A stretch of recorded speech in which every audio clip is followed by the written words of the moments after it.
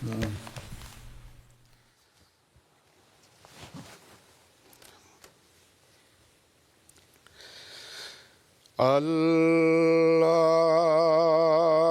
اکبر اللہ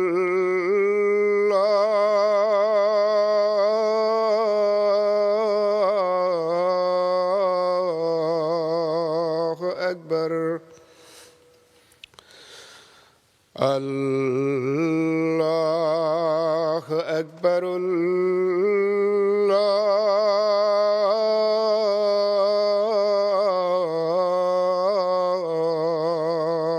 أكبر أشهد أن لا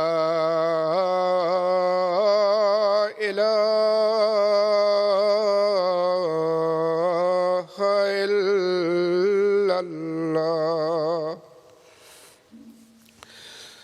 أشهد أن لا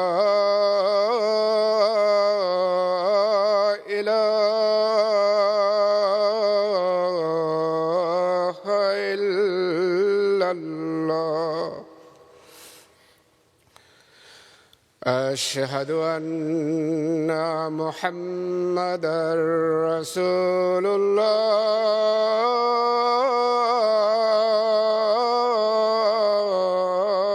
الله أشهد أن محمدًا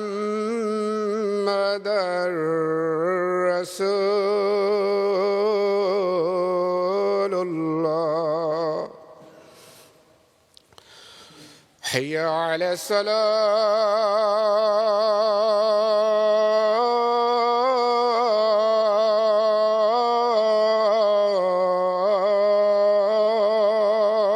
الصلاة حي على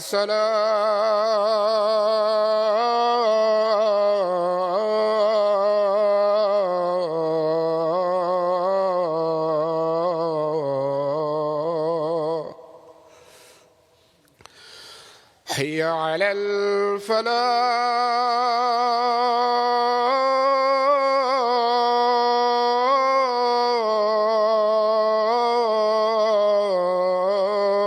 الفلاح حي على الفلاح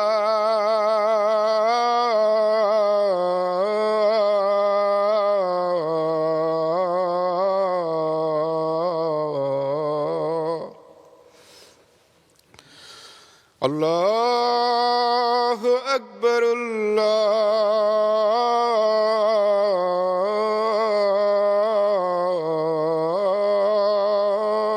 الله أكبر لا إله إلا الله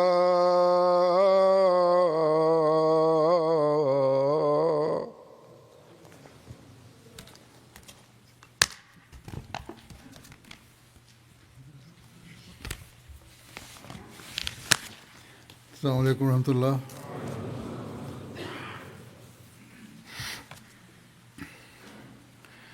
أشهد أن لا إله إلا الله وحده لا شريك له وأشهد أن محمدا عبده ورسوله أما بعد فأعوذ بالله من الشيطان الرجيم بسم الله الرحمن الرحيم الحمد لله رب العالمين الرحمن الرحيم مالك يوم الدين إياك نعبد وإياك نستعين اهدنا الصراط المستقيم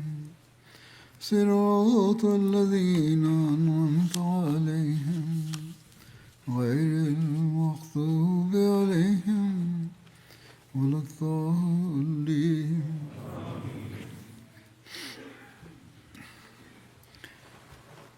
گزشتہ خطبے میں حضرت صلی اللہ علیہ وسلم کے اسوہ محبت الہی کے حوالے سے کچھ بیان ہوا تھا۔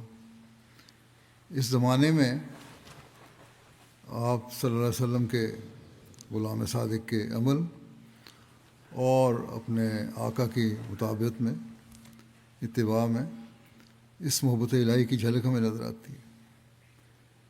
یہ مثالیں آج بھی ہیں، یعنی اللہ تعالیٰ کی محبت کے جو اعلیٰ معیار ہیں، اور اس کے نتیجے میں جو اللہ تعالیٰ کے فضل آپ پر ہوئے اور جو خدا تعالیٰ سے آپ کی محبت تھی، اس کو لوگ بھی محسوس کرتے تھے۔ لیکن بہرحال یہ کچھ واقعات بیان کرنے سے پہلے میں حضرت مسیح علیہ السلام کے اپنے الفاظ میں اس محبت کا ذکر کرتا ہوں۔ ایک جگہ فرماتے ہیں، میں کچھ بیان نہیں کر سکتا کہ میرا کون سا عمل تھا جس کی وجہ سے یہ عنایت الہی شامل حال ہوئی۔ صرف اپنے اندر یہ احساس کرتا ہوں کہ فطرتاً میرے دل کو خدا تعالیٰ کی طرف وفاداری کے ساتھ ایک کشش ہے جو کسی چیز کے روکنے سے رک نہیں سکتی۔ سو یہ اسی کی عنایت ہے جو اللہ تعالیٰ کے مجھ پر احسانات ہیں۔ جیسا کہ میں نے گزشتہ خطبے میں بھی ذکر کیا تھا کہ آپ نے اس بات کا بھی اظہار کئی جگہ فرمایا ہے کہ یہ سب کچھ مجھے اس لیے ملا کہ میں اللہ تعالیٰ کے محبوب اور پیارے نبی صلی اللہ علیہ وسلم کی کامل اتباع کرنے والا اور آپ سے محبت کرنے والا ہوں، اور اس کے نتیجے میں پھر اللہ تعالیٰ کی محبت کے دروازے بھی مجھ پر کھلتے چلے گئے اور اس کا ادراک بھی مجھے پیدا ہوا۔ پھر اللہ تعالیٰ کے فضلوں کی بارش مجھ پر برستی چلی گئی۔ اسی دلی کیفیت کا ذکر کرتے ہوئے، آپ کی سیرت بیان کرتے ہوئے، حضرت شیخ یعقوب علی صاحب عرفانی جگہ لکھتے ہیں کہ حضرت مسیح علیہ السلام نے لکھا ہے کہ المساجد و مکانی والصالحون اخوانی و ذکر اللہ مالی و خلق اللہ عیالی۔ میرا مکان مسجدیں ہیں اور صالحین میرے بھائی ہیں، اللہ تعالیٰ کا ذکر میرا مال و دولت ہے، اس کی مخلوق میرا کنبہ ہے۔ یعنی اس سے یہ سب کچھ اللہ تعالیٰ کے گرد ہی گھوم رہا ہے جو آپ نے بیان فرمایا۔ حضرت مسیح علیہ السلام ایک جگہ فرماتے ہیں کہ ہم ہر ایک شے سے محض اللہ تعالیٰ کے لیے پیار کرتے ہیں، بیوی ہو، بچے ہوں، دوست ہوں، سب سے ہمارا تعلق اللہ تعالیٰ کے لیے ہے۔ یہی وہ تعلیم ہے جو اللہ تعالیٰ نے دی ہے، اور جس کو پھر حضرت صلی اللہ علیہ وسلم نے فرمایا کہ اس تعلیم کو پھیلاؤ، اور اس کا سب سے زیادہ اظہار اس زمانے میں آپ صلی اللہ علیہ وسلم کی اتباع میں حضرت مسیح علیہ السلام کے عمل کے ذریعے سے ہوتا ہے۔ حضرت اقدس مسیح علیہ السلام ایک جگہ فرماتے ہیں، صادق تو ابتلاؤں کے وقت میں بھی ثابت قدم رہتے ہیں، اور وہ جانتے ہیں کہ آخر خدا ہمارا ہی حامی ہوگا، اور یہ عاجز اگرچہ ایسے کامل دوستوں کے وجود سے خدا تعالیٰ کا شکر کرتا ہے، لیکن باوجود اس کے یہ بھی ایمان ہے کہ اگرچہ ایک فرد بھی ساتھ نہ رہے اور سب چھوڑ چھاڑ کر اپنا راہ لیں، تب بھی مجھے کچھ خوف نہیں۔ میں جانتا ہوں کہ خدا تعالیٰ میرے ساتھ ہے۔ اگر میں پیسا جاؤں اور کچلا جاؤں اور ایک ذرے سے بھی حقیر تر ہو جاؤں اور ایک طرف سے ایذا اور گالی اور لعنت دیکھوں، تب بھی میں آخر فتح یاب ہوں گا۔ مجھ کو کوئی نہیں جانتا مگر وہ جو میرے ساتھ ہے۔ میں ہرگز ضائع نہیں ہو سکتا۔ دشمنوں کی کوششیں ابس ہیں اور حاسدوں کے منصوبے لا حاصل۔ اے نادانوں اور اندھوں، مجھ سے پہلے کون صادق ضائع ہوا جو میں ضائع ہو جاؤں گا؟ کس سچے وفادار کو خدا نے ذلت کے ساتھ ہلاک کر دیا جو مجھے ہلاک کرے گا؟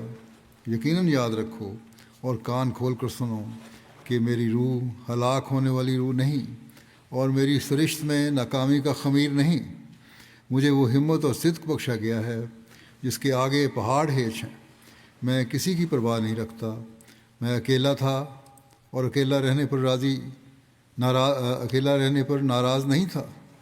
کیا خدا مجھے چھوڑ دے گا؟ کبھی نہیں چھوڑے گا۔ کیا وہ مجھے ضائع کر دے گا؟ کبھی ضائع نہیں کرے گا۔ دشمن ذلیل ہوں گے اور حاسد شرمندہ، اور خدا اپنے بندے کو ہر میدان میں فتح دے گا۔ میں اس کے ساتھ، وہ میرے ساتھ ہے۔ کوئی چیز ہمارا پیوند توڑ نہیں سکتی، اور مجھے اس کی عزت اور جلال کی قسم ہے کہ مجھے دنیا اور آخرت میں اس سے زیادہ کوئی چیز بھی پیاری نہیں کہ اس کے دین کی عظمت ظاہر ہو، اس کا جلال چمکے اور اس کا بول بالا ہو۔ کسی ابتلا سے اس کے فضل کے ساتھ مجھے خوف نہیں، اگرچہ ایک ابتلا نہیں، کروڑ ابتلا ہوں۔ ابتلاؤں کے میدان میں اور دکھوں کے جنگل میں مجھے طاقت دی گئی ہے۔ فارسی میں فرماتے ہیں ایک شعر میں کہ من نہ آنستم کہ روزے جنگ بینی پشت من، آمنم کا اندر میں آنے خاک ہوں بینی سرے۔ یعنی میں وہ نہیں کہ جنگ کے دن تم میری پیٹھ دیکھو، بلکہ میں وہ ہوں کہ تم میرا سر خاک اور خون کے درمیان دیکھو گے۔ آپ ہمیں فرماتے ہیں کہ یہ میری حالت ہے خدا تعالیٰ کی محبت میں۔ بس اگر کوئی میرے قدم پر چلنا نہیں چاہتا، جماعت کو ختم کر کے فرمایا، تو مجھ سے الگ ہو جائے۔ تکلیفیں تو آئیں گی، مجھے کیا معلوم ہے کہ ابھی کون کون سے ہولناک جنگل اور پرخار وادیاں درپیش ہیں جن کو میں نے طے کرنا ہے۔ پھر فرماتے ہیں، کیا زلزلوں سے ڈر سکتے ہیں؟ کیا ہم خدا تعالیٰ کی راہ میں ابتلاؤں سے خوفناک ہو جائیں گے؟ کیا ہم اپنے پیارے خدا کی کسی آزمائش سے جدا ہو سکتے ہیں؟ ہرگز نہیں ہو سکتے۔ ایک روایت حضرت مرزا بشیر احمد صاحب بیان کرتے ہیں جس میں اللہ تعالیٰ سے محبت اور اس کے دین کی خاطر قربانی کے جذبے کا ذکر کرتے ہوئے فرماتے ہیں، یا بشیر احمد صاحب فرماتے ہیں کہ مجھے مولوی سرور شاہ صاحب نے یہ بتایا، روایت دی ہے کہ جن دنوں گرداسپور میں کرم دین کے ساتھ مقدمہ تھا اور مجسٹریٹ نے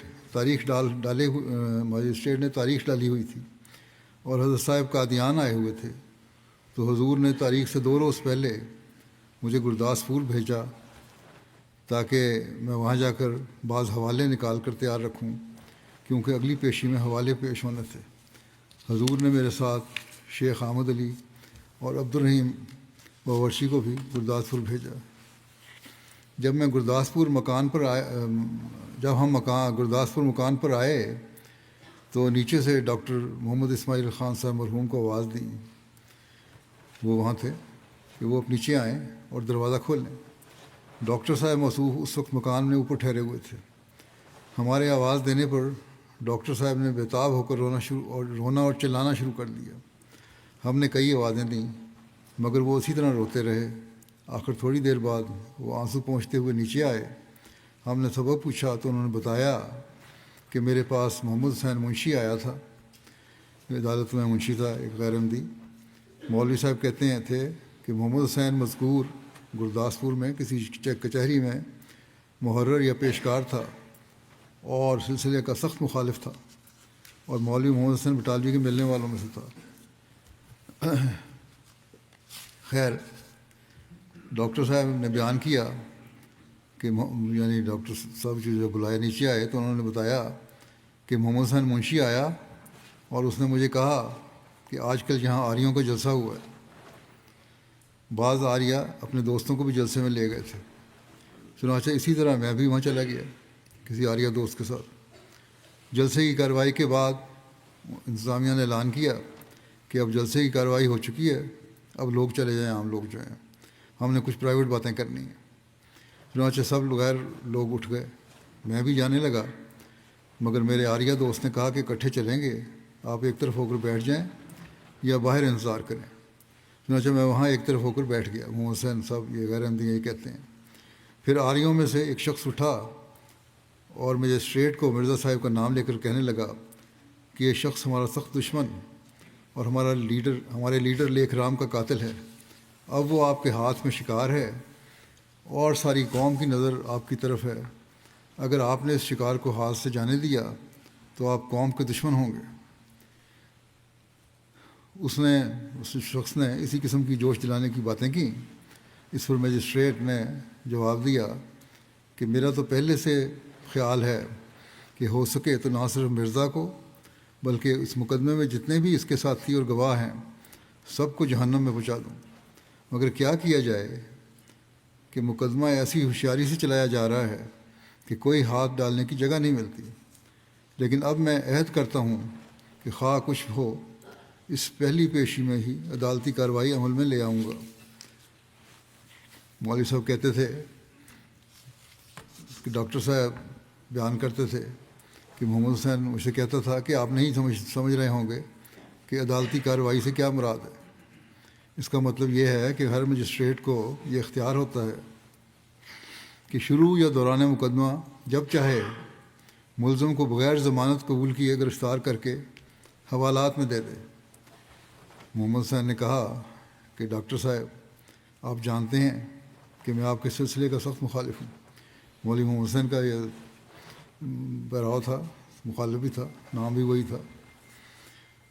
مگر مجھ میں یہ بات ہے کہ میں کسی معزز خاندان کو ذلیل و برباد ہوتے، خصوصاً ہندوؤں کے ہاتھ ذلیل ہوتے نہیں دیکھ سکتا. اور میں جانتا ہوں کہ مرزا صاحب کا خاندان ضلع میں سب سے زیادہ معزز ہے.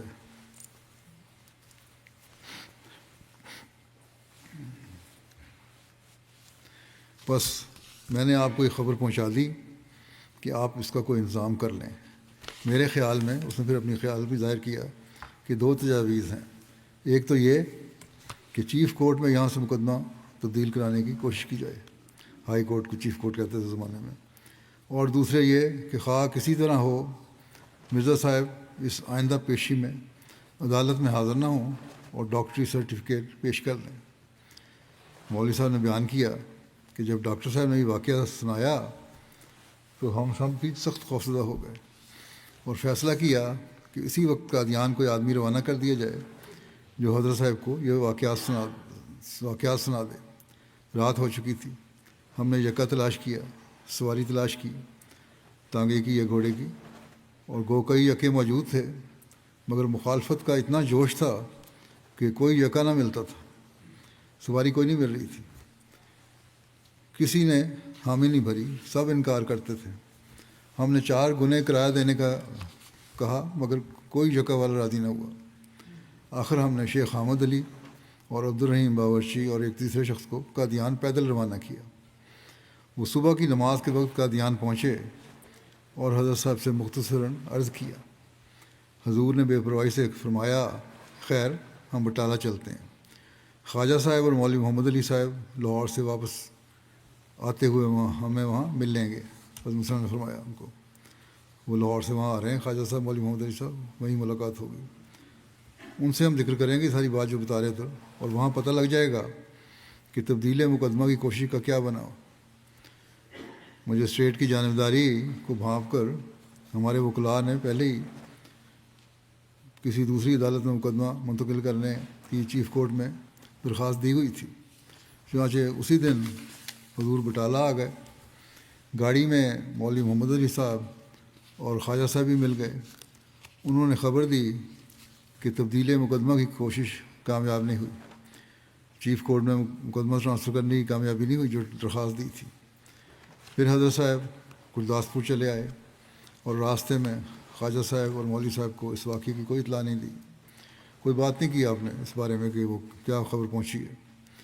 جب آپ گرداسپور مقام پر پہنچے جہاں ٹھہرنا تھا تو حسب عادت الگ کمرے میں چارپائی پہ چلے گئے، جا لیٹے حضرت مسیح السلام. مگر اس وقت کہتے ہیں مولوی صاحب کہ اس وقت ہمارے بدن کے رونگٹے کھڑے تھے کہ اب کیا ہوگا. مجسٹریٹ نے بڑا پکا وعدہ کیا ہوا ہے. حضور نے تھوڑی دیر کے بعد کہتے ہیں مجھے بلایا مولوی صاحب کو. کہتے ہیں میں گیا تو اس وقت حضرت صاحب اپنے دونوں ہاتھوں کے پنجے ملا کر اپنے سر کے نیچے دیے ہوئے تھے اور شت لیٹے ہوئے تھے، سیدھے لیٹے ہوئے تھے. میرے جانے پر ایک پہلو پر ہو کر کونی کے بل اپنی ہتھیلی پر سر کا سہارا دے کر لیٹ گئے اور مجھ سے فرمایا میں نے آپ کو اس لیے بلایا ہے کہ وہ سارا واقعہ سنوں کہ کیا ہے۔ اس وقت کمرے میں اور کوئی آدمی نہیں تھا، صرف دروازے پر میاں شادی خان کھڑے تھے۔ میں نے سارا واقعہ سنایا کہ کس طرح ہم نے یہاں آ کر ڈاکٹر اسماعیل خان صاحب کو روتے ہوئے پایا، پھر کس طرح ڈاکٹر صاحب نے منشی محمد حسین کے آنے کا واقعہ سنایا، اور پھر محمد حسین نے کیا واقعہ سنایا۔ حضور خاموشی سے سنتے رہے۔ جب میں شکار کے لفظ پر پہنچا، یعنی اس نے کہا تھا میں شکار میرے ہاتھ میں ہے، تو یکلخت حضرت صاحب اٹھ کر بیٹھ گئے۔ آپ کی آنکھیں چمک اٹھیں اور چہرہ سرخ ہو گیا، اور آپ نے فرمایا میں اس کا شکار ہوں؟ میں شکار نہیں ہوں، میں شیر ہوں، اور شیر بھی خدا کا شیر۔ وہ بھلا خدا کے شیر پر ہاتھ ڈال سکتا ہے؟ ایسا کر کے دیکھ۔ یہ الفاظ کہتے ہوئے آپ کی آواز اتنی بلند ہو گئی کہ کمرے کے باہر بھی سب لوگ چونک اٹھے اور حیرت کے ساتھ متوجہ ہو گئے، مگر کمرے کے اندر کوئی بھی نہیں آیا۔ حضور نے کئی دفعہ خدا کے شیر کے الفاظ دہرائے، اور اس وقت آپ کی آنکھیں جو ہمیشہ جھکی ہوئی اور نیم بند ہو رہتی تھیں، واقعی شیر کی آنکھوں کی طرح کھل کر شعلہ کی طرح چمکتی تھیں، اور چہرہ اتنا سرخ تھا کہ دیکھا نہیں جاتا تھا۔ پھر آپ نے فرمایا میں کیا کروں؟ بات کرنے کے بعد پھر آپ نے فرمایا کہ میں کیا کروں؟ میں نے تو خدا کے سامنے پیش کیا ہے کہ میں تیرے دین کی خاطر اپنے ہاتھ اور پاؤں میں لوہا پہننے کو تیار ہوں، یعنی ہتھکڑیاں مجھے لگ جائیں کوئی فرق نہیں پڑتا، زنجیریں پہننے کے لیے تیار ہوں، کچھ نہیں ہوتا، بلکہ مجھے فرق نہیں پڑتا اس سے۔ مگر وہ کہتا ہے، یعنی اللہ تعالیٰ کہتا ہے کہ نہیں، میں تجھے ذلت سے بچاؤں گا اور عزت کے ساتھ بری کروں گا۔ پھر آپ نے محبت الہی پر تقریر فرمائی اور قریباً نصف گھنٹے تک جوش کے ساتھ بولتے رہے۔ اللہ تعالیٰ کی محبت میں، اللہ تعالیٰ سے عشق و محبت میں قربانی کا ایک عجیب تصور ہے۔ آپ کو کتنا بھروسہ تھا اللہ تعالیٰ کی ذات پر، اور یہ بھروسہ ہونا محبت الہی کا نتیجہ تھا، اور یہ یقین تھا کہ چونکہ میں اللہ تعالیٰ سے محبت کرتا ہوں اور اس کی خاطر ہر قربانی کے لیے تیار ہوں، اس لیے اللہ تعالیٰ مجھے ضائع نہیں کرے گا۔ اسی طرح کا ایک اور واقعہ ہے۔ ایک بار جب سپرنٹینڈنٹ پولیس کیپٹن لیمار چند لیکھ رام کے قتل کے شبے میں اپنے سپاہیوں کے لاؤ لشکر کے ساتھ اچانک قادیان آیا اور حضرت میر ناصر نواب صاحب کو اس کی اطلاع ہوئی، تو وہ سخت گھبراہٹ کی حالت میں حضرت مسیح علیہ السلام کے پاس گئے اور رندھی ہوئی آواز میں بمشکل عرض کیا کہ سپرنٹینڈنٹ پولیس وارنٹ گرفتاری کے ساتھ ہتھکڑیاں لیے ہوئے آ رہا ہے۔ حضرت اقدس اس وقت اپنی کتاب نور القرآن تصنیف فرما رہے تھے۔ سر اٹھا کر اطمینان سے آپ نے فرمایا مسکراتے ہوئے کہ میر صاحب، لوگ خوشیوں میں چاندی سونے کے کنگن پہنا کرتے ہیں، تو ہم سمجھ لیں گے کہ ہم نے اللہ تعالیٰ کی راہ میں لوہے کے کنگن پہن لیے۔ پھر ذرا تأمل کے بعد فرمایا مگر ایسا نہیں ہوگا، کیونکہ خدا تعالیٰ کی اپنی گورنمنٹ کے مصالحے ہوتے ہیں، وہ اپنے خلفاء و مامورین کی ایسی رسوائی نہیں کرتا۔ چنانچہ ایسا ہی ہوا اور انہیں کامیابی نہیں ہوئی۔ اسی طرح ایک روایت مولوی عبدالکریم صاحب سیالکوٹی نے تحریر کی ہے۔ کہتے ہیں کہ ایک دفعہ آپ نے جلندھر کے مقام پر فرمایا ابتلاء کے وقت ہمیں اندیشہ اپنی جماعت کے بعض ضعیف دلوں کا ہوتا ہے۔ ضعیف دل لوگ جماعت کے، ان کی فکر ہوتی ہے مجھے، یعنی ابتلاء تو آتے ہیں، مقدمات بھی ہوتے ہیں اور مخالفتیں بھی ہوتی تھیں، آپ کی بھی اور آپ کی جماعت کے افراد کی بھی۔ تو ایسے وقت میں آپ نے فرمایا کہ ہمیں اندیشہ اپنی جماعت کے بعض ضعیف دلوں کا ہوتا ہے، بعض کمزور ایمان والوں کا ہوتا ہے۔ پھر فرمایا میرا تو یہ حال ہے کہ اگر مجھے صاف آواز آوے کہ تو مخذول اور ہے اور تیری کوئی مراد ہم پوری نہیں کریں گے، تو مجھے خدا تعالیٰ کی قسم ہے کہ اس عشق و محبت الہی اور خدمت دین میں کوئی کمی واقع نہیں ہوگی، تبھی میں اللہ کو نہیں چھوڑوں گا، محبت کم نہیں ہوگی، اس لیے کہ میں تو اسے دیکھ چکا ہوں۔ میرا تو اللہ تعالیٰ پر توکل اور یقین ہے، محبت، میرے میں تو کوئی کمی نہیں ہوگی چاہے جو مرضی ہو جائے۔ اسی طرح نواب مبارکہ بیگم صاحبہ ایک روایت بیان فرماتی ہیں، کہتی ہیں کہ اپنے سب سے بڑے محبوب، آپ اپنے سب سے بڑھ کر محبوب ذات باری تعالیٰ کا عشق بھی جو آپ کے روح و تن کے ذرے ذرے میں موجود تھا، آپ کے ہر قول و فعل سے ہر وقت نمایاں نظر آتا تھا۔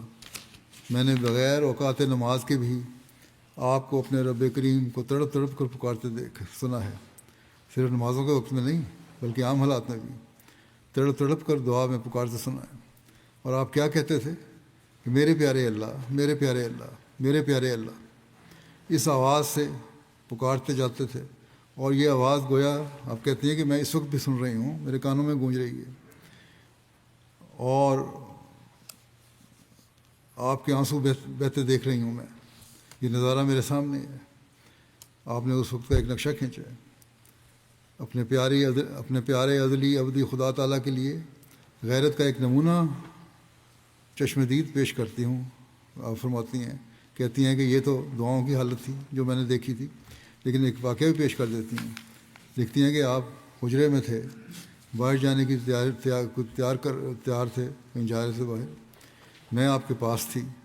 ہماری تائی صاحبہ کی خادمہ خاص، جو تائی صاحبہ کے قریباً ساتھ ہی احمدی بھی ہو گئی اور بہشتی مکرم میں دفن ہے، حضرت اماں جان کے پاس آئی اور اپنی طرف سے عزیز داری سمجھ کر آپ کے پاس ہمارے چچا مرزا امام الدین کی وفات پر اظہار افسوس کرنے لگی۔ جس وقت اس کے منہ سے یہ لفظ نکل رہے تھے کہ بڑا ہی چنگا بندہ تھی، پنجابی میں کہا، حضرت مسیم علیہ والسلام باہر نکلے۔ آپ کا چہرہ مبارک سرخ ہو رہا تھا۔ آپ نے اپنا عصا زمین پر مار کر کہا، بدبخت، تو میرے گھر میں میرے خدا کے دشمن کی تعریف کرتی ہے۔ مرزا امام الدین صاحب تو اسلام سے برگشتہ تھے اور اللہ تعالیٰ کا استحضاء کیا کرتے تھے۔ آپ کی غیرت نے برداشت نہیں کیا کہ گھر میں بیٹھ کر، ان کے گھر میں بیٹھ کر اس کا ذکر ہو۔ مبارکہ میں لکھتی ہیں کہ ایسا جلال آپ کی آواز میں تھا کہ وہ عورت وہاں سے سرپٹ بھاگی۔ مرزا امام الدین صاحب دہریہ تھے، اور آپ کب گوارہ کر سکتے تھے کہ آپ کے گھر میں ایک دہریہ کی اس قدر تعریف ہو۔ آپ نے اپنے آقا حضرت محمد رسول اللہ صلی اللہ علیہ وسلم کی پیروی میں بچپن اور جوانی سے ہی خدا تعالیٰ کی محبت میں اپنا وقت گزارا ہے۔ ایک روایت میں حضرت مرزا بشیر احمد صاحب لکھتے ہیں کہ ایک سکھ ذمہ دار کا بیان ہے جس نے حضرت مسیح موعود علیہ السلام کو ہمارے دادا کی طرف سے نوکری کا پیغام لا کر دیا کہ ایک دفعہ ایک بڑے افسر یا رئیس نے ہمارے دادا سے پوچھا کہ سنتا ہوں کہ آپ کا ایک چھوٹا لڑکا بھی ہے، مگر ہم نے اسے کبھی دیکھا نہیں۔ دادا صاحب نے مسکراتے ہوئے فرمایا، حضرت مسیح السلام کے والد نے، ہاں میرا ایک چھوٹا لڑکا تو ہے، مگر وہ تازہ شادی شدہ دلہنوں کی طرح کم ہی نظر آتا ہے۔ اگر اسے دیکھنا ہو تو مسجد کے کسی گوشے میں جا کر دیکھ لو، وہ تو مسیتڑ ہے۔ اس روایت کو مزید مراج الدین صاحب عمر نے بھی وضاحت سے لکھا ہے کہ نے فرمایا کہ مسجد میں جا کر سقایا کی ٹوٹی میں تلاش کرو، وہاں جو وضو کرنے کی جگہ پانی کی ٹینکیاں ہے، ٹوٹیاں ہیں، وہاں جا کے تلاش کرو۔ اگر وہاں نہ ملے تو مایوس ہو کر واپس مت آنا، مسجد کے اندر چلے جانا اور وہاں کسی گوشے میں تلاش کرنا۔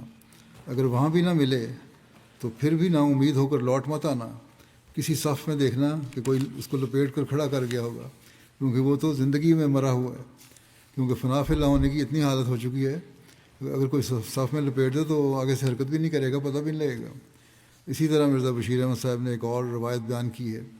لکھتے ہیں کہ مجھے بیان کیا حاجی عبد المجید صاحب لدھیانوی نے کہ ایک دفعہ حضور لدھیانہ میں تھے، میرے مکان میں ایک نیم کا درخت تھا، چونکہ برسات کا موسم تھا، اس کے پتے بڑے خوشنما طور پر سبز تھے۔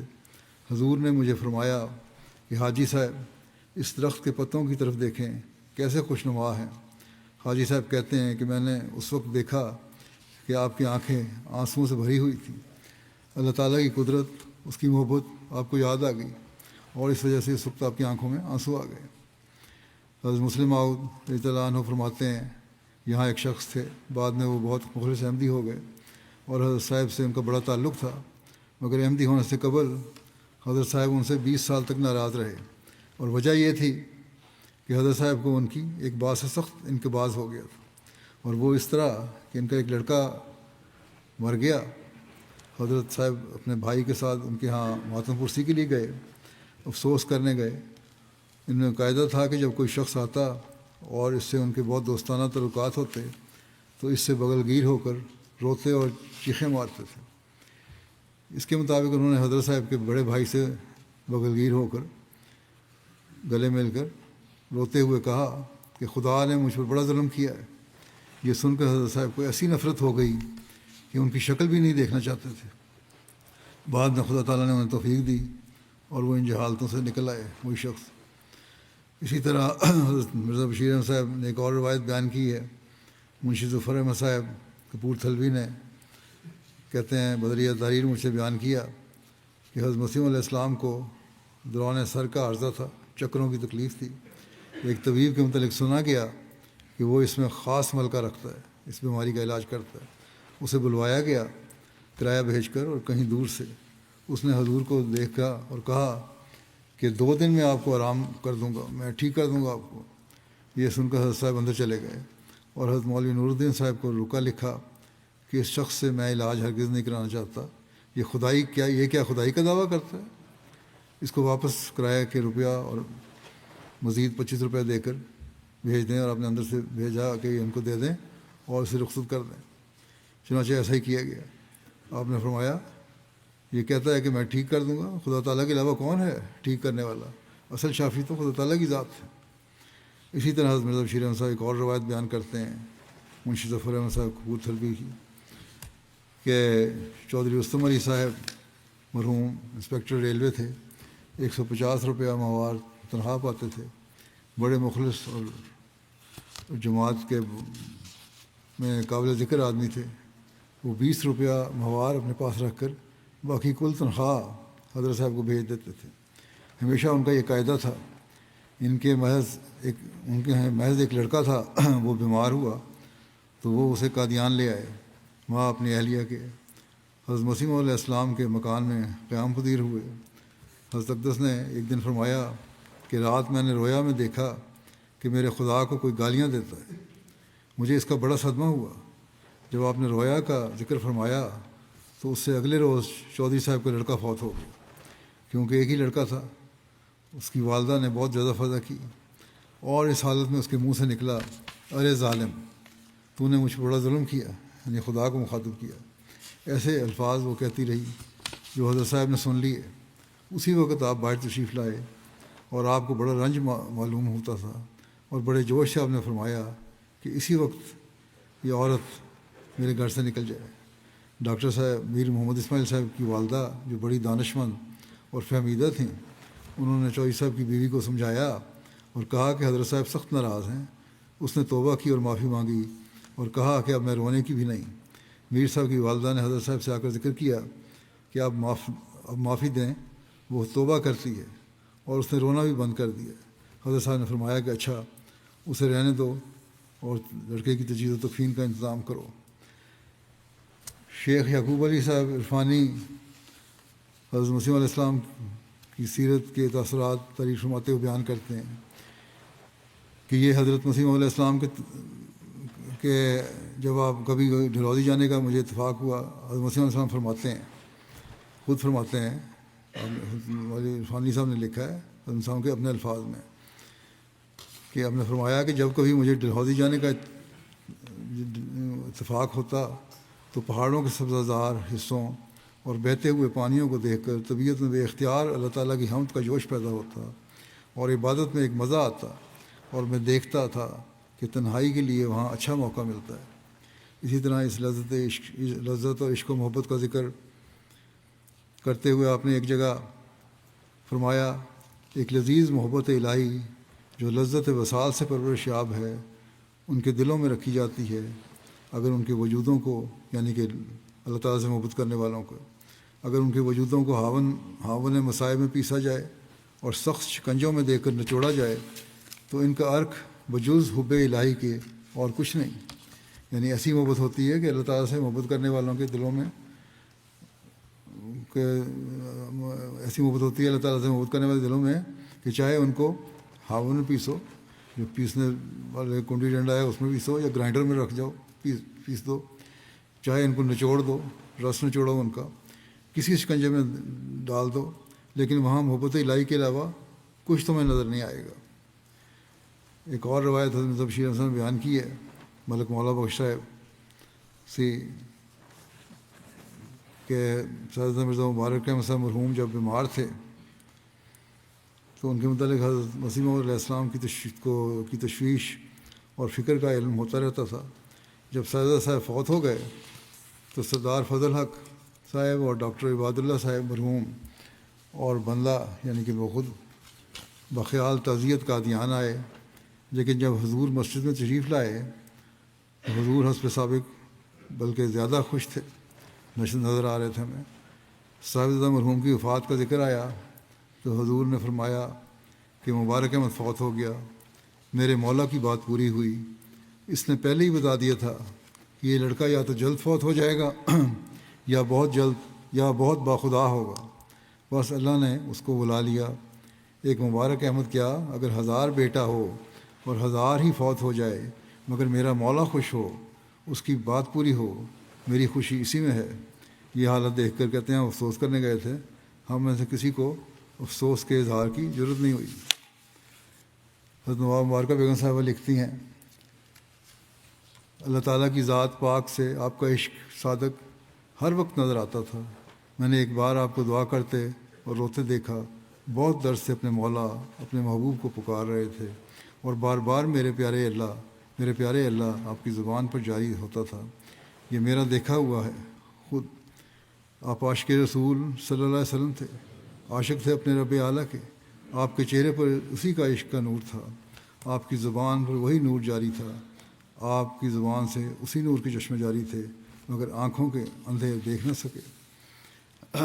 لدھیانہ کے معروف صوفی بزرگ حضرت منشی احمد جان صاحب حج پر جانے لگے تو حضرت اقدس مسیح موعود علیہ الصلوۃ والسلام نے انہیں حج پر جانے سے قبل ایک خط لکھا۔ اس میں لکھتے ہیں کہ اس عاجز ناکارہ کی ایک عاجزانہ التماس یاد رکھیں کہ جب آپ کو بیت اللہ کی زیارت بفضل اللہ تعالیٰ میسر ہو تو اس مقام محمود مبارک میں اس آخر عباد اللہ کی طرف سے انہی لفظوں سے مسکنت و غربت کے ساتھ بھنور دل اٹھا کر گزارش کریں، بھنورے دل اٹھا کر خارش کریں کہ اے ارحم الراحمین، ایک تیرا بندہ عاجز و ناکارہ پرخطا اور نالائق غلام احمد جو تیری زمین ملک ہند میں ہے، اس کی یہ عرض ہے کہ اے ارحم الراحمین، تو مجھ سے راضی ہو اور میرے خطیات اور گناہوں کو بخش کہ تو غفور اور رحیم ہے، اور مجھ سے وہ کرا جس سے تو بہت راضی ہو جائے۔ مجھ میں اور میرے نفس میں مشرق اور مغرب کی دوری ڈال، اور میری زندگی اور میری موت اور میری ہر ایک قوت جو مجھے حاصل ہے اپنے ہی راہ میں کر، اور اپنی ہی محبت میں مجھے زندہ رکھ، اور اپنی ہی محبت میں مجھے مار، اور اپنے ہی کامل محبین میں اٹھا۔ اے ارحم الراحمین، جس کام کی اشاعت کے لیے تو نے مجھے معمور کیا ہے اور جس خدمت کے لیے تو نے میرے دل میں جوش ڈالا ہے، اس کو اپنے فضل سے انجام تک پہنچا، اور عاجز کے ہاتھ سے حجت اسلام مخالفین پر اور ان سب پر جو اسلام کی خوبیوں سے بے خبر ہیں پوری کر، اور اس عاجز اور مخلصوں اور ہم اشرفوں کو مغفرت اور مہربانی کی حمایت میں رکھ کر دین اور دنیا میں ان کا متکفل ہو جا، اور سب کو اپنی دارالرضا میں پہنچا، اور اس کے آل و اصحاب پر زیادہ سے زیادہ درود و سلام اور برکات نازل کر۔ میں نے پوری دعا کے بعد اس سے پڑھے ہیں، شاید بیچ میں سے رہ بھی گئے ہیں۔ بہرحال حضرت منشی صاحب نے حضرت مسیح علیہ السلام کے حکم مطابق اپنی جماعت کے ساتھ اس سال حج اکبر کے موقع پر بیت اللہ اور عرفات میں یہ دعا کی۔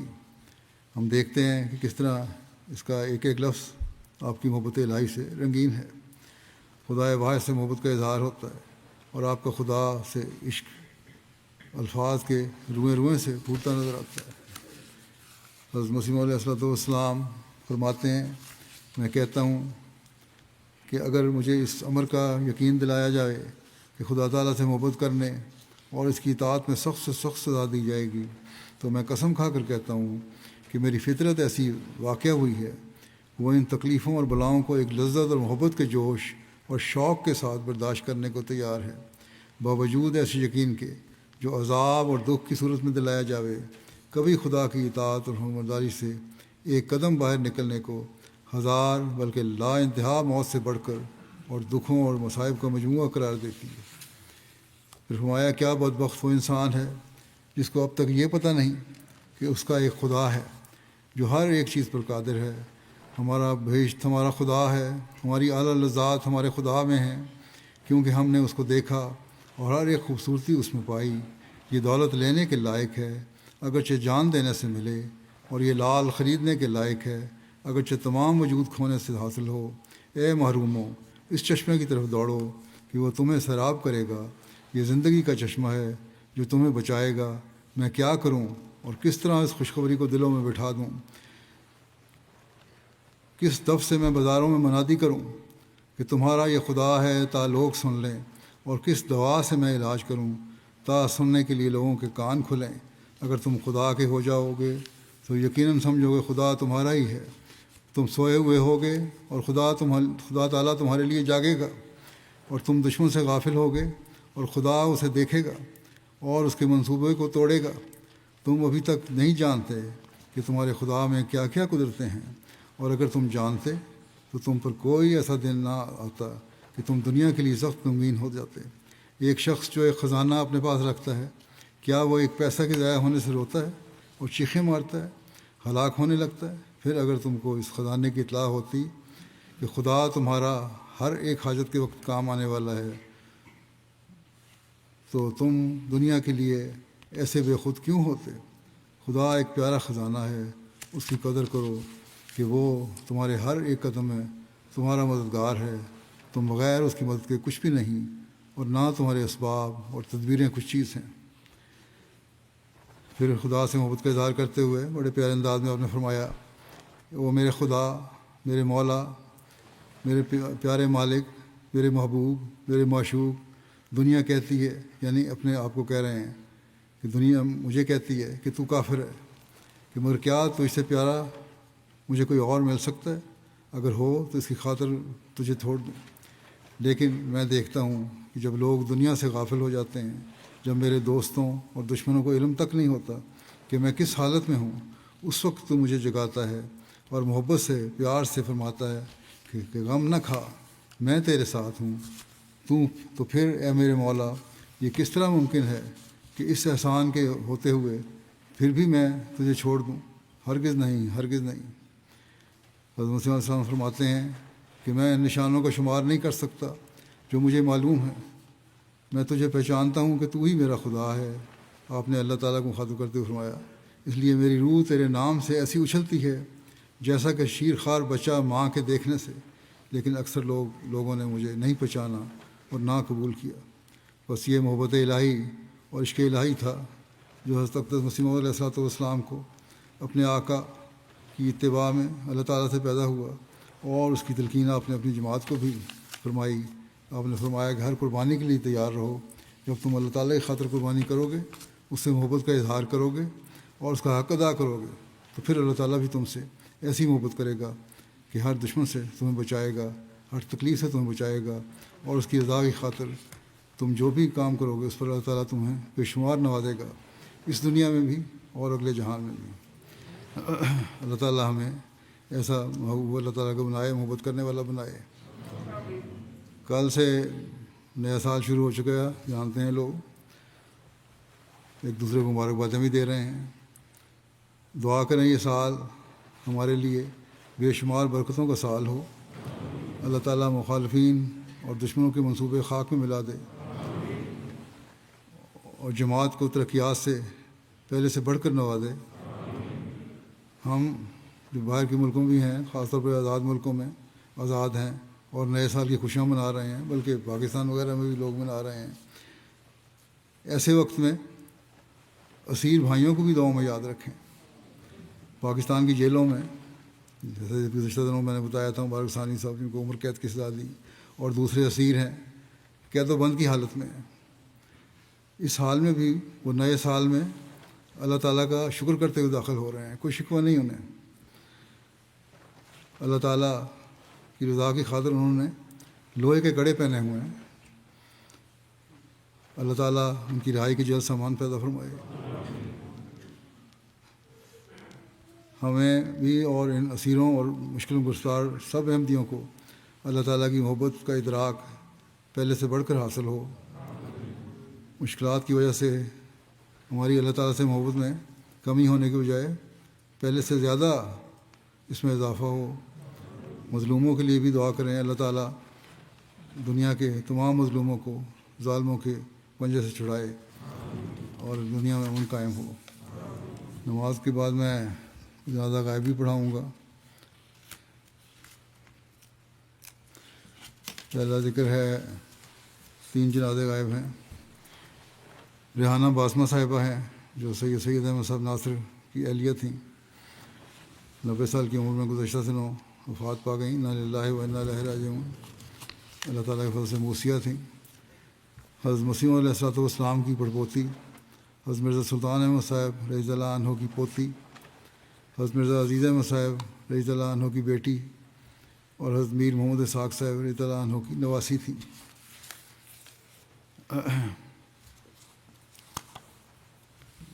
شادی کے بعد یہ ایسٹ افریقہ میں اپنے خاوند کے ساتھ چلی گئیں۔ کینیا میں انہوں کا قیام تھا اور وہاں بھی انہوں نے لجنہ کی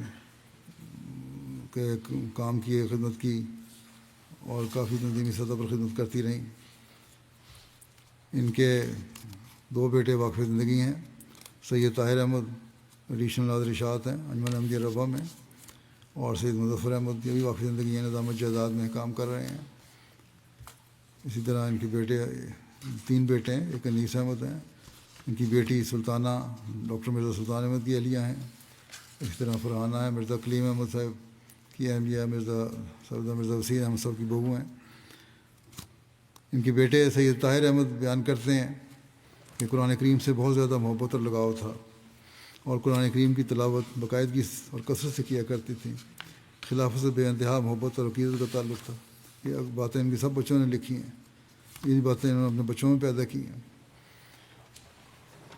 ان کے بیٹے رئیس انیس احمد لکھتے ہیں کہ ہر کسی کی خوشی اور غمی میں ضرور شریک ہوتی ہیں، اور ہمیں خاص طور پہ چندہ دینے کے متعلق تلقین کرتی ہیں اور پوچھتی ہیں کہ ادا کیا ہے کہ نہیں۔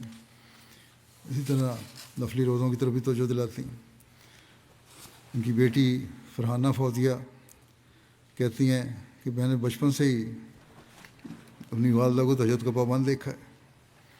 نمازوں میں خود بھی پابند تھیں اور بچوں کو بھی وقت پر پڑھنے کی تلقین کیا کرتی تھیں۔ قرآن کریم پڑھنے کی وجہ سے کہتی ہیں میری امی کو لمبی لمبی صورتیں زبانی یاد تھیں، اور ہمیں کہا کرتی تھیں کہ قرآن کریم کی تلاوت بہت بلند آواز سے کیا کرو، اور قرآن کریم کو بار بار پڑھنے کی وجہ سے، اس کا گہرا مطالعہ کرنے کی وجہ سے ان میں یہ خصوصیت پیدا ہو گئی تھی۔ کہتے ہیں کہ ہم دور بیٹھے اگر تلاوت میں کوئی غلطی کرتے تو غلطی، اگر تلاوت سن رہی ہوتی تو غلطی نکال دیا کرتی تھی۔ اسی طرح مہمان نواز بہت زیادہ تھے۔ گزشتہ پہلے اب تو خیر بہت سہولتیں ہیں ان کی، وہاں بعض دفعہ سہولتیں نہیں تھیں۔ سردیوں میں گرم پانی گیزر کے ذریعے سے، بوائلر کے ذریعے سے تو نہیں ملتا تھا، تو خود گرم کرنا پڑتا تھا صبح اٹھ کے، لیکن مہمانوں کے لیے وضو کرنے کے لیے گرم پانی مہیا کیا کرتی تھی۔ اس خلیفہ مسیح رابع کہ ان کے خاوند سید احمد صاحب جو ڈاکٹر میر اسماعیل صاحب کے بیٹے تھے، ان سے دوستی بھی تھی۔ ان کے گھر کبھی سفر پہ جاتے تو وہاں ٹھہرا کرتے تھے، تو انہوں نے خود ذکر کیا خلیفہ مسیح رابع نے کہ صبح صبح اٹھ کے تو میرے لیے گرم پانی وضو کے لیے کر کے رکھ دیا کرتے تھے غسل خانے میں۔ ایک دن میں نے ارادہ کیا خود جلدی اٹھوں گا اور خود پانی گرم کروں گا، اس کو تکلیف نہ ہو، لیکن کہتے ہیں کہ میں اپنی طرف سے بڑی جلدی اٹھا، لیکن اس سے پہلے ہی میں نے دیکھا کہ گرم پانی وہاں پڑا ہوا تھا۔ ان کو مالی مشکلات بھی بہت آئیں، لیکن سلیقے سے انہوں نے اپنے گھر کو سنبھالا۔ پہلے یہ کینیا میں تھی جیسا کہ میں نے کہا، پھر حضرت خلیفہ مسیح ثالث رحمۃ اللہ تعالیٰ کے کہنے پر یہ لوگ پاکستان واپس آ گئے، اور یہاں آ کے وہ حالات پہلے جیسے تو نہیں رہے، لیکن ہنسی خوشی اور صبر سے انہوں نے سب کچھ برداشت کیا۔ ان کی ہم شیرہ ہیں عتیقہ فرزانہ، وہ کہتی ہیں کہ جماعتی غیرت بہت زیادہ تھی، جماعت کے خلاف کچھ بھی سننا پسند نہیں کرتی تھی۔ اسی طرح گریشہ وار دردانہ ہیں ان کی دوسری ہمشیرہ، وہ کہتی ہیں تہجد کے وقت اٹھنے کی اتنی عادت تھی کہ بغیر الارم کے ہی اٹھ جایا کرتی تھیں، اور میں بٹیوں کی وجہ سے میری 5 بیٹیاں ہیں ان سے پریشان تھی، تو کہتی تھیں پرواہ نہ کرو، اللہ تعالیٰ ان کے رشتے بہتر کرے گا، اور اللہ تعالیٰ نے پھر رشتے کروا بھی دیے۔ کہتے ہیں بڑی صابرہ اور شاکرہ اور بہت حوصلے والی تھیں. اللہ تعالیٰ ان سے مغفرت اور رحم کا سلوک فرمائے. اگلا ذکر ہے مکرمہ عفت حلیم صاحبہ، سابق نیشنل صدر لجنہ مالا لائبریریا، جو ڈاکٹر عبدالحلیم صاحب وقف زندگی انچارج کلینک منروویہ لائبیریا کی اہلیہ تھیں. بیمار ہوئیں گزشتہ دنوں میں، سبھی ہالینڈ آ گئی تھیں علاج کے لیے. 21 دسمبر کو ان کی وفات ہوئی ہے 59 سال کی عمر میں. انا للہ و انا الیہ راجعون.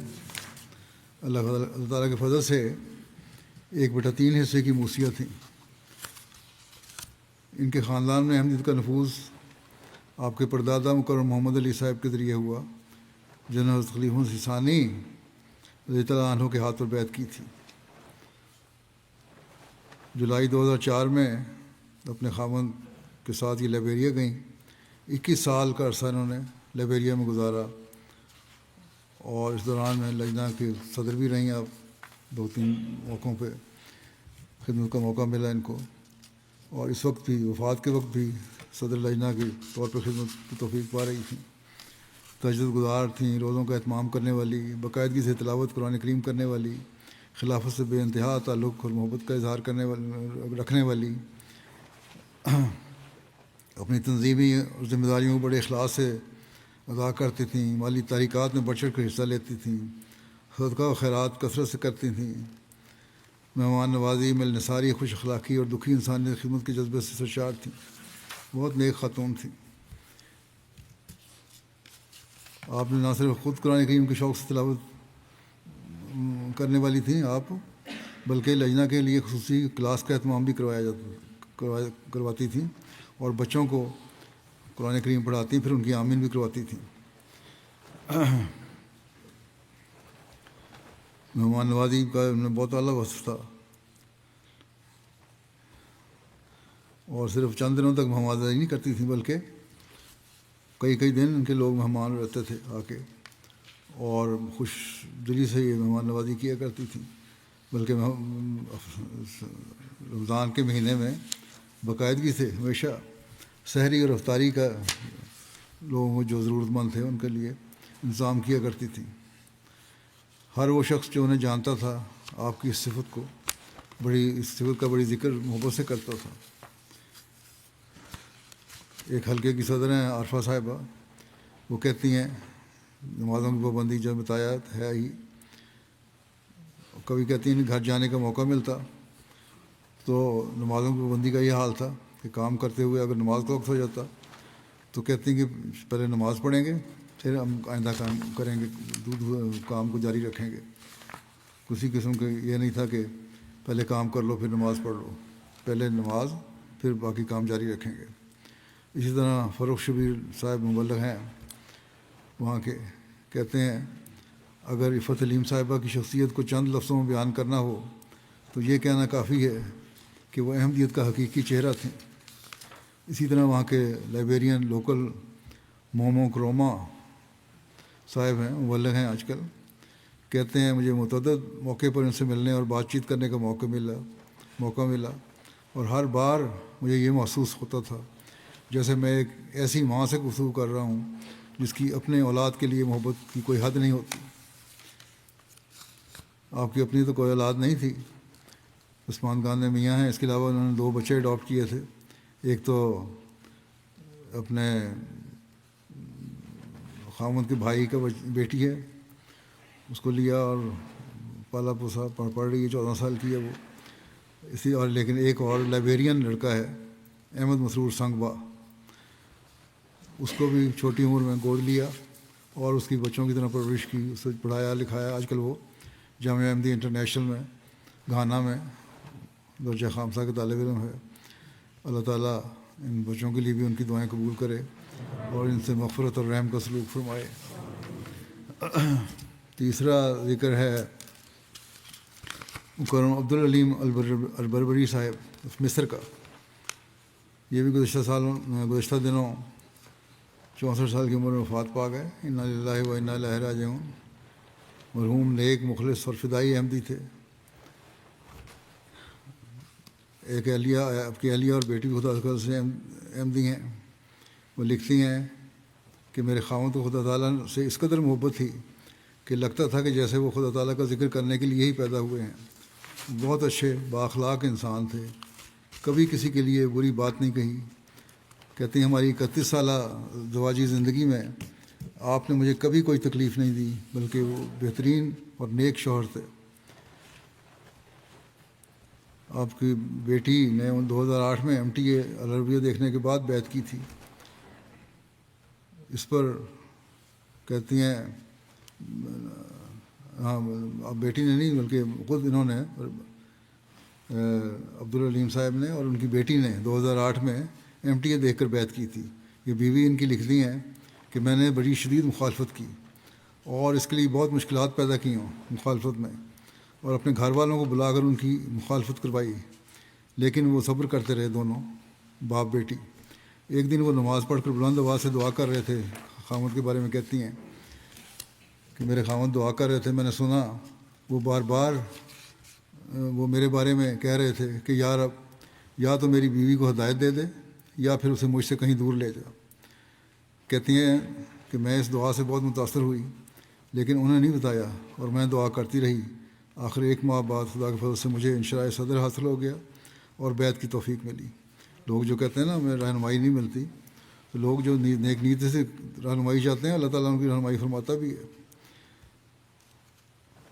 بیعت کے بعد آپ کے بھائیوں نے شدید مخالفت کی، لیکن وہ ایمان پر ثابت قدم رہے.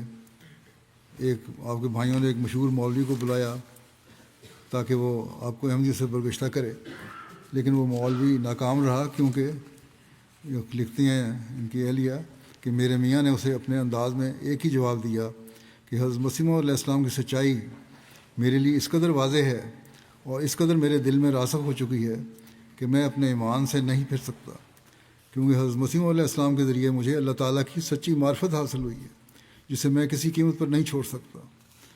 یہ اللہ تعالیٰ کی محبت کا اظہار جس طرح دیکھیں کس طرح انسان نے لوگوں کے دلوں میں بھی پیدا کیا ہے. مجاہدہ کرتے عبادت کے لیے بہت زیادہ. کہتی ہیں کہ 11 سال بیماری کی تکلیف برداشت کی، لیکن ہمیشہ صابر اور راضی برضا رہے.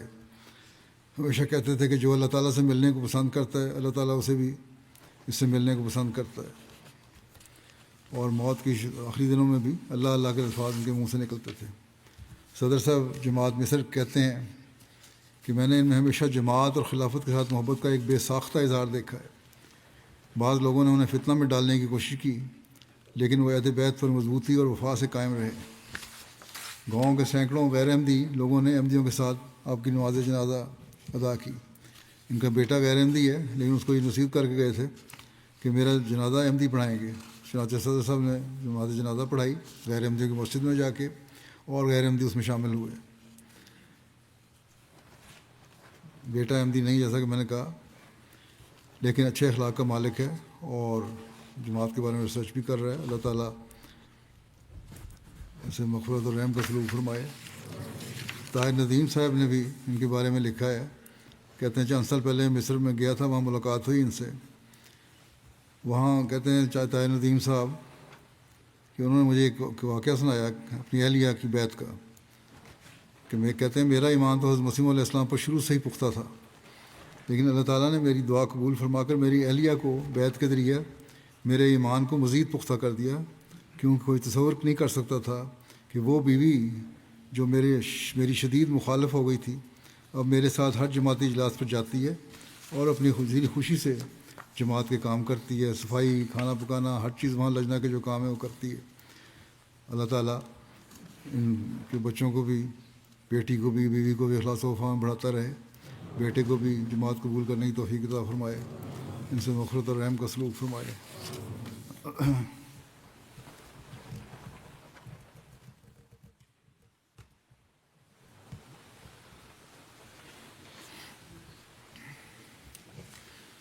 الحمد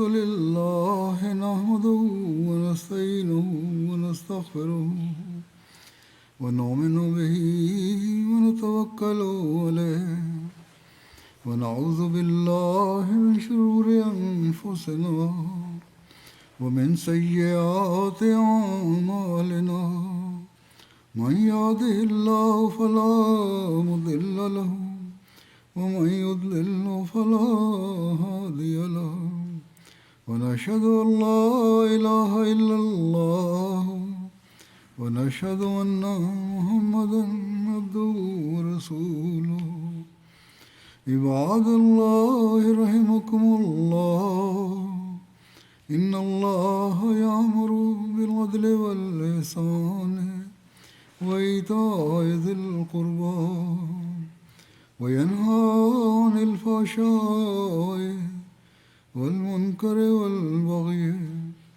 يعظكم لعلكم تذكرون اذكروا الله يذكركم وادعوه يستجب لكم ولذكر الله أكبر